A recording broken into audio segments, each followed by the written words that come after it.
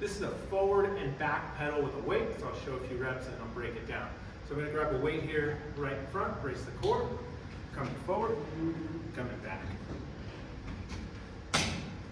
And then I'll switch which leg I start with as I come through. So a bit on the technique here.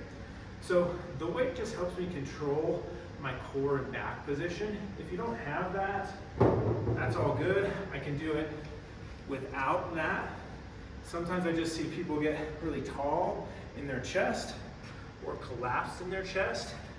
So trying to keep this right at the center and not having this move up and down, but it stays roughly at the same height, can help to control what the torso is doing.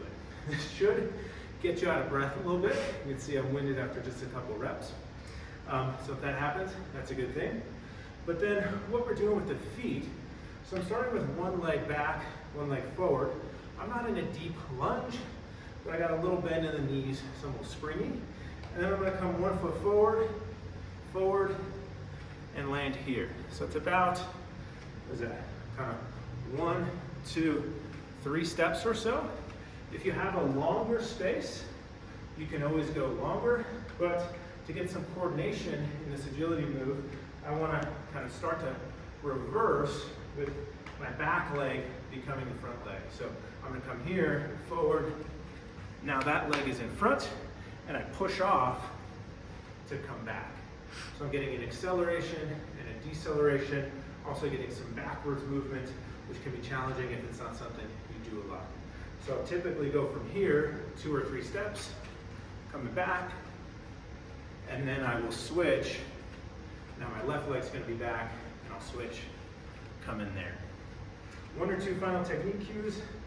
Probably biggest one is I wanna be soft, meaning you're not hearing a hard footfall. So I'm trying to stay light and soft on my feet, especially as I come to slow down. So I'm not kind of jamming into my knee and patella tendon.